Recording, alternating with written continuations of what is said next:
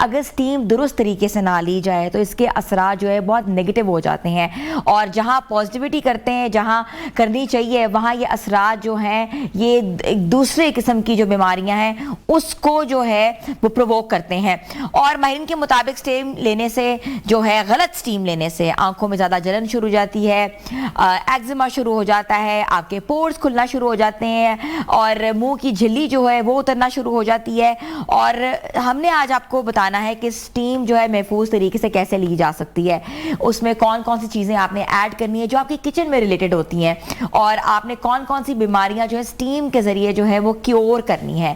تو آج ہم اس پہ گفتگو کریں گے، اور ہمارے ساتھ ماہر طب جو ہے حکیم مزمل حسین رضوی صاحب آج ہمارے شو کا حصہ ہیں، ان کو میں ویلکم کرتی ہوں۔ السلام علیکم۔ وعلیکم السلام ورحمۃ اللہ جی، کیسے ہیں آپ؟ خیریت سے ہیں؟ بالکل ٹھیک ٹھاک حکیم صاحب۔ حکیم صاحب، سٹیم تو بچپن سے سن رہے ہیں بھی سٹیم لینی ہے، لیکن آج ایک ڈیفرنٹ طریقہ سنا ہے کہ سٹیم کا بھی کوئی طریقہ ہوتا ہے لینے کا۔ ہم تو ہماری مائیں سر پہ تولیہ ڈالتی تھی، کہتی ہیں بس سٹیم لے لو ٹھیک ہو جاؤ گے، بھاپ لے لو بھاپ لے لو، لیکن بھاپ کا اصل طریقہ کیا آج پلیز بتائیں۔ بہت شکریہ، ضرور انشاءاللہ ہم سٹیم کا بھاپ کا جو طریقہ کار طبی طور پر بیان کیا گیا ہے وہ انشاءاللہ ناظرین کے سامنے رکھیں گے۔ آپ نے ایک بڑی خوبصورت بات کی ہے کہ موسم کے بدلاؤ کے ساتھ بہت ساری بیماریاں آتی ہیں، یہ آپ نے کہا۔ موسم کا بدلاؤ، یہ جو ہمارے خطے میں اللہ کریم نے ہمیں موسم دیے ہوئے نا، یہ اللہ کی خاص نعمت ہے کہ ہمیں اس نے عطا کیے ہوئے ہیں۔ یہ ہماری کچھ لاپرواہیاں اس کو بیماری کی طرف لے کر چلی جاتی ہیں۔ ہم جو بھی موسم آتا ہے اس تغیر کی مناسبت سے اپنے آپ کو فوری طور پر تبدیل کرنے والی پوزیشن میں نہیں آتے ہیں۔ یہ جو بھاپ لینے کا طریقہ کار علاج ہے یہ آج سے نہیں ہے، یہ صدیوں سے رائج ہے، جو بیماری کے علاج کے لیے چلتا آ رہا ہے۔ اب آ کے ہم نے اس کو نیبولائزر کی شکل میں دے دیا۔ ایک آپ نے انہیلر کا نام سنا ہوگا، وہ بھی بھاپ کی ہی ایک جدت ہے۔ بھاپ اگر صحیح طرح سے نہیں لی جا پا رہی ہوتی تھی یا اس وقت لوگوں نے اس کو توجہ نہیں دیا تو پھر وہ انہیلر کی طرف جو ہے وہ آ جاتے تھے۔ بھاپ، آپ سب سے پہلے تو یہ دیکھیں کہ آپ کی بیماری اس نوعیت میں ہے کہ وہ بھاپ لینے کے ساتھ ٹھیک ہو سکتی ہے۔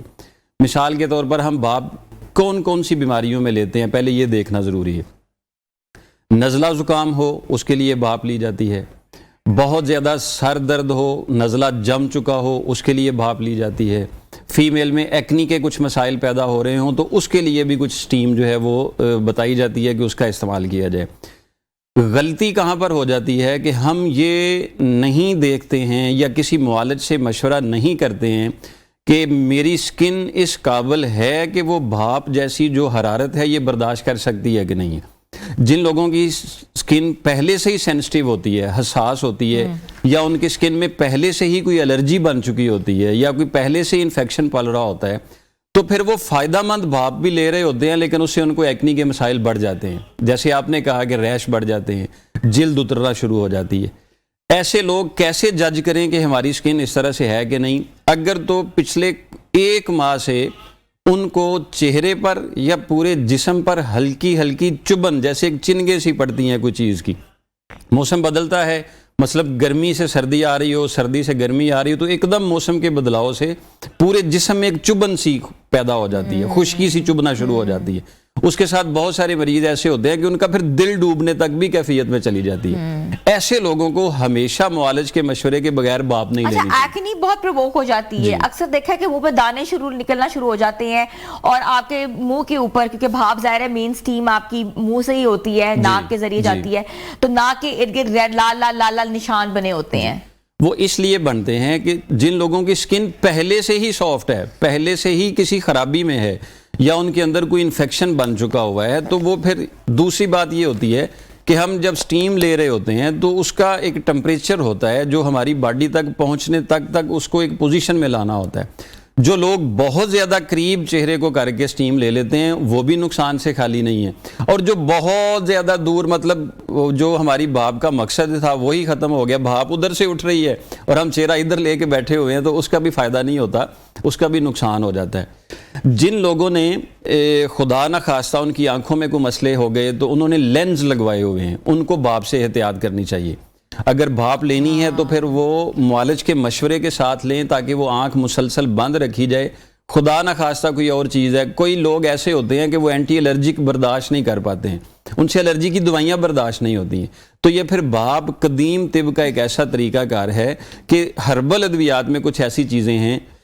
باب دیکھیں کن چیزوں پر بیک وقت اثر کر رہی ہوتی ہے. وہ ہماری آنکھوں پر بھی اثر کر رہی ہوتی ہے, فیس سکن پر بھی اثر کر رہی ہوتی ہے, سر پر بھی اثر کر رہی ہوتی ہے, ناک پر بھی اثر کر رہی ہوتی ہے, سانس لینے کی دشواری میں بھی اثر کر رہی ہوتی ہے, حتیٰ کہ گلے کے جو مسائل ہوتے ہیں ان پر بھی اثر کر رہی ہوتی ہے. تو تھوڑی سی احتیاط برت کے ہم اس باب سے ہی بہت ساری دوائیوں سے بھی بچ سکتے ہیں اور بہت ساری بیماریوں سے بھی بچ سکتے ہیں. اچھا, یہ بھی سننے میں آیا ہے حکیم صاحب کہ جنہوں نے فیس پہ پروسیجرز کروائے ہوئے ہیں, جن کے بوٹاکس ہیں, فلرز ہیں, یا تھریڈز ڈلوائے ہوئے ہیں, یا ان کی کوئی سکن پلمنگ ہوئی ہوئی ہے, ان کو بھی بھاپ ڈائریکٹلی نہیں لینی چاہیے. میں آسان لفظ کہہ دیتا ہوں, جنہوں نے کوئی سرجری اپنے جو ہے وہ کروائی ہوئی ہے فیس کی انہانسمنٹ کے لیے, خوبصورتی کے لیے, خوبصورتی کے لیے, مطلب نقلی چیزیں کچھ لگائی ہوئی ہیں خود کو صحیح کرنے کے لیے, اصلی چیزیں سے ہٹ کے انہوں نے نقلی چیزیں لگائی ہوئی ہیں, تو پھر ان نقلی چیزوں کو بچانے کے لیے تھوڑا سا احتیاط کر لیں, ورنہ وہ آپ کی اصلی کو بھی خراب کر دیں گی. ہاں بالکل. جو لوگ بزرگ ایسے افراد ہیں کہ جن کا دم گھٹنے والی پوزیشن بہت زیادہ ہے, پرانے دمے کے مریض ہیں, تو ان کو بھی سٹیم بڑی احتیاط کے ساتھ دی جاتی ہے کہ کیا وہ جو گھٹن ہے کس ٹمپریچر کا وہ برداشت کر سکتے ہیں. تو ان کو بھی بڑے ایک محتاط طریقے کے ساتھ بھاپ دینی پڑے گی. جو بچے ہیں کم از کم 1 سال سے کم عمر کے بچے جو ہوتے ہیں, ان کو بھی اگر آپ نے سٹیم دینی ہے تو ایک محتاط طریقے کے ساتھ دینی ہے. وہ محتاط طریقہ کیسے ہو سکتا ہے انشاءاللہ ہم عرض کریں گے ضرور, لیکن بچے کو بہت زیادہ گرم پانی کے قریب نہیں رکھنا, اس کی بھاپ کو بہت زیادہ, اس کا چہرہ جو ہے وہ بھاپ کے قریب نہیں رکھنا. میں اگر زیادہ سے زیادہ اس کا کہوں تو 3 فٹ تک کم از کم اس کا فاصلہ ہونا چاہیے, تاکہ وہاں سے بھاپ اٹھ کے وہاں تک پہنچے تو اس کے ساتھ اس کو فائدہ ہو, نقصان نہ ہو. دوسری اس کے علاوہ جو چیزیں ہیں, کچھ خواتین ایسی ہوتی ہیں کہ جو پچھلے 1 ماہ کا, میں اس لیے کہتا ہوں کہ ایک چیز روٹین بنی ہوتی ہے, کوئی فیس سیرم ایسا استعمال کر رہے ہوں, کچھ کرب ایسا استعمال کر رہے ہوں, یا کوئی بھی ایسا فیس پالش کوئی استعمال کر رہے ہوں جو مسلسل اپنے استعمال میں رکھے ہوں, تو ان کو بھی بھاپ بڑی احتیاط سے لینی چاہیے. ان کے بھاپ سے نقصانات کم ہوں گے, لیکن جو پہلے کیمیکل آپ نے لگایا ہوا ہے مسلسل چہرے پر, وہ بھاپ کے ساتھ مل کے آپ کے لیے کوئی نقصان پیدا کر سکتا ہے. ٹھیک ہے. اچھا حکیم صاحب, طریقہ آپ نے بتایا کہ غلط طریقہ, صحیح طریقہ کیا ہے اور غلط طریقہ کیا ہے, صحیح, ان دونوں میں ڈفرینس آپ کیسے پیدا کر سکتے ہیں یا ڈفرینشیٹ کیسے کر سکتے ہیں؟ دیکھیں, غلط طریقہ اس طرح سے ہے کہ آپ جو بھاپ لے رہے ہیں, آپ اس بھاپ لینے کا مقصد ہی حاصل نہیں کر رہے ہیں. مثال کے طور پر آپ نے بھاپ بنائی ہے, لیکن وہ پانی کو ابالا اتنا زیادہ نہیں ہے, یا اس کے اندر ڈھکن آپ نے نہیں دیا. ہم کہتے ہیں کہ ڈھکن نہیں دیتے ہیں تو وہ پھر پانی ویسے ہی ضائع ہو جاتا ہے. کچھ لوگ جو ہیں وہ ڈھکن دینے کے بغیر اس کو ابالتے رہتے ہیں, جب بھاپ لینی ہوتی ہے تو پھر اس پر ڈھکن دے دیتے ہیں, جی تھوڑی دیر کے لیے بھاپ اکٹھی ہو جائے تو اس کی لے لیتے ہیں. اصل میں جو بھی چیزیں ہم بھاپ کے طور پر استعمال کر رہے ہیں, جن کا اثر ہم پانی میں لینا چاہ رہے ہیں, ان کے اثر کو محفوظ بھی تو رکھنا ہے نا, اس کو اندر جمع بھی تو رکھنا ہے تاکہ ان کا اثر ہم لے سکیں.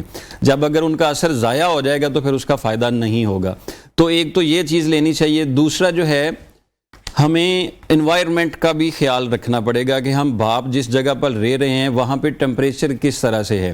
مطلب آپ ایک دم بھاپ لے رہے ہیں اور بھاپ لینے کے فوراً بعد آپ یخ ٹھنڈے والے علاقے میں چلے جاتے ہیں. علاقے سے مراد یہ ہے کہ آپ کسی سرد ایکسپوز ہو جاتے ہیں اور فوری طور پر آپ کو ٹھنڈی ہوا کا سامنا کرنا پڑ جاتا ہے, تو اس میں بھی آپ کو بھاپ لینے کا فائدہ نہیں, نقصان ہو رہا ہوگا.